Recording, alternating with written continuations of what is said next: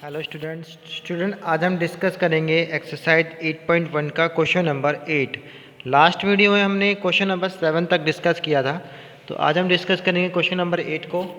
तो question number 8 हमारा क्या है, if 3 cot a equal to 4 check whether, हमें चेक करना है इसके अंदर कि 1 minus ten square upon 1 plus ten square equal to cos square A minus sine square A. मतलब आपको ये चेक करके देखना है कि क्या इनकी वैल्यू सेम है या नहीं है। तो अभी अब इस क्वेश्चन को देखो हम कैसे सॉल्व करेंगे। पिछली हमने कई वीडियो डाली है, उसमें भी हमने जिस तरीके से क्वेश्चन हमने जिस मेथड से किए हैं बिल्कुल वही मेथड अप्लाई करना है और क्वेश्चन का सॉल्यूशन निकालना है। तो हमारे पास सॉल्यूशन करने का देखो सबसे अच्छा तरीका क्या है, हम इस क्वेश्चन को यहाँ पे सॉल्व कर रहे हैं। देखो कैसे करते हैं इसको। क्वेश्चन हमारे पास गिवन है 3 cot a इक्वल टू 4। तो यहाँ पे हम ऐसा कर लेते हैं, कोट ए की वैल्यू हम यहाँ से भी निकाल लेते हैं। कोट ए की वैल्यू जाएगी 4 अपॉन में 3, क्योंकि 4 की वैल्यू अपोन में ले आते हैं तो ये 4 अपॉन 3। अब देखेंगे यहाँ पर कॉट की जो वैल्यू होती है, हम लोगों ने क्या पढ़ा था, हमने एक वो पढ़ा था ना पीछे, हमने जब हमने इसमें डिस्कस किए थे कुछ फॉर्मूले थे, पंडित बद्री प्रसाद हर हर बोले, तो उसके अकॉर्डिंग ही कोट का जो फॉर्मूला होता है वो बनता है base upon perpendicular. Base upon perpendicular, तो मतलब बेस हमें गिवन है और परपेंडिकुलर भी हमें गिवन है, और हमें एंगल भी पता है। देखो कॉट ए, एंगल भी हमें पता है कि हमें क्या लिखा हुआ है, कॉट ए। तो कॉट ए के अकॉर्डिंग हम एक डायग्राम बनाएंगे और सारी वैल्यू हमारे पास जो रखी हुई है, मतलब हमें जो दे रखी है उसके अकॉर्डिंग सॉल्व कर लेंगे। देखो हम एक राइट एंगल ट्रायंगल बना लेते हैं। राइट एंगल ट्रायंगल में नेम डाल देते हैं ए बी एंड सी। अब मैंने ए को एंगल ले लिया है क्योंकि क्वेश्चन में क्या रखा है कि कॉट ए, तो कॉट ए के अकॉर्डिंग हमारा देखो बी बेस कितना है हमारा 4 है और परपेंडिकुलर कितना है हमारा 3 है। हमने ये भी बताया था कि जहाँ पर एंगल होता है वहीं पर हमें उसको बेस लेना पड़ेगा। देखो एंगल मैंने ए लिया है तो बेस मेरा ये बन जाएगा, इसका मतलब ये वाली वैल्यू बन गई 4, और एंगल के सामने मतलब ये वाली साइड हमारी क्या बन गई, परपेंडिकुलर, ये कितना हमारा 3।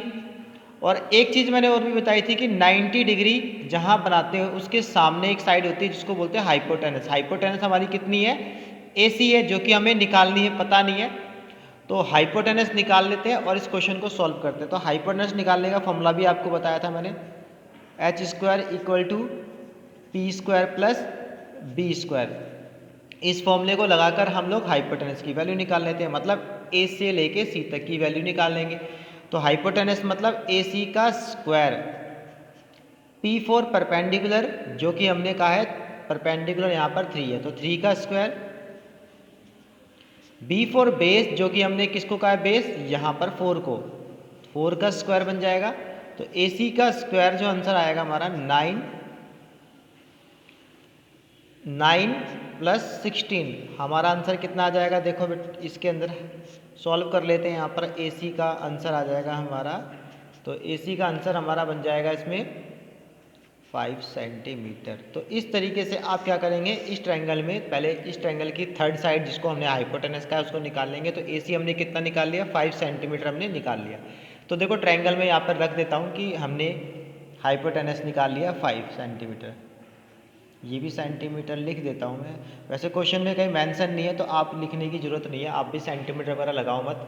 तो हमने इस ट्रायंगल में पहले तीनों साइड निकाल ली है। अब तीनों साइड निकालने के बाद आगे हम डिस्कस करते हैं कि हमें इसको इक्वल कैसे दिखाना है। अब इक्वल दिखाने के लिए हमें लेफ्ट हैंड साइड लेनी पड़ेगी और एक राइट हैंड साइड लेनी पड़ेगी। तो लेफ्ट हैंड साइड का जो आंसर है अगर वो राइट हैंड साइड के इक्वल आ जाए तो इसका मतलब चेक हो गया वो, है ना।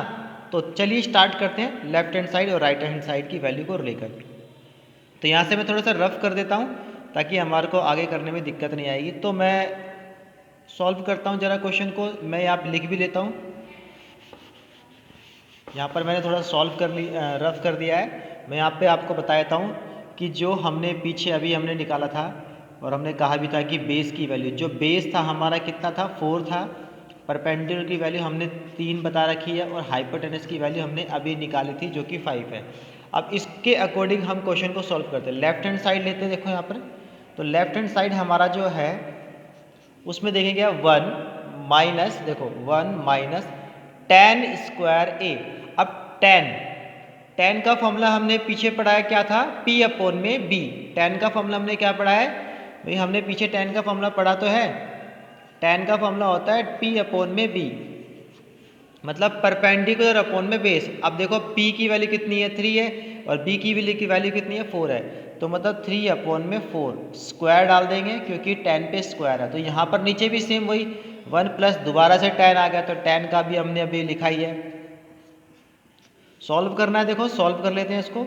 1 माइनस ये बन जाएगा आपका 3 का स्क्वायर 9 और ये बन जाएगा 16 क्योंकि स्क्वायर दोनों पे है, अपॉन में 1 प्लस 9 अपॉन में 16। अब देखो इसको सॉल्व करते हैं, आप इसको अलग अलग एलसीएम लेकर सॉल्व कर लेंगे तो भी ठीक है, अदरवाइज आप अलग अलग नहीं करके एक साथ भी कर लेंगे। देखो मैं इसको बता देता हूँ कैसे करते हैं इसको। 16 को 1 से मल्टीप्लाई कर दो, 16 1 जा 16 और माइनस का साइन है इस वजह से 9 माइनस हो जाएगा, तो आपका आंसर कितना आ जाएगा। अगर ऊपर वाली वैल्यू को सॉल्व कर, आप इसको सॉल्व करते हैं तो 16 1 जा 16, 16 में से अगर हम 9 माइनस कर दो तो 16 में से 9 माइनस करके देख लो सही बच्चे, तो कितना आ जाएगा 7 अपॉन में 16। इसी तरीके से यहाँ पर भी देखो 16 1 जा 16, अब यहाँ प्लस का साइन है तो 16 में प्लस कर देंगे किसको 9 को, तो 25 अपॉन में 16। अब देखो 16 से 16 कैंसिल हो गया, तो आपके पास आंसर क्या बन गया, 16 से 16 कैंसिल हो गया तो आपका आंसर क्या आ गया 7 अपॉन 25। तो लो हमने लेफ्ट हैंड साइड तो सॉल्व कर दिया, तो लेफ्ट हैंड साइड का हमारा आंसर कितना आ चुका है, ये आपका लेफ्ट हैंड साइड का आंसर आ गया 7 अपॉन 25। अगर राइट हैंड साइड का भी आंसर अगर हमारा ये आ जाए तो हमारा काम हो जाएगा। तो देखो राइट हैंड साइड का भी आंसर निकालते हैं और सॉल्व करते हैं। देखो मैं यहाँ पर दोबारा से इसको रफ कर रहा हूँ यहाँ पर, तो राइट हैंड साइड को मैं यहाँ पर ले लेता हूँ। देखो राइट हैंड साइड, अब राइट हैंड साइड जब भी देखेंगे बच्चे क्वेश्चन के अंदर क्या है, कोस स्क्वायर माइनस साइन। अब देखो कॉस है तो कॉस का जो फॉर्मूला था हमने क्या पढ़ा था, b अपॉन में h। हमने क्या पढ़ा था, b अपॉन में h, मतलब बेस अपॉन हाइपोटेनस। अब हमने पीछे क्या बताया, बेस की वैल्यू क्या थी, अगर सभी बच्चे अगर पीछे अगर सब बच्चों को याद होगा तो हमने पीछे क्या पढ़ा था, बेस की वैल्यू क्या थी भाई, बेस की वैल्यू हमारी थी 4 और हाइपोटेनस की वैल्यू हमने क्या निकाली थी 5, तो 4 अपॉन 5 का स्क्वायर।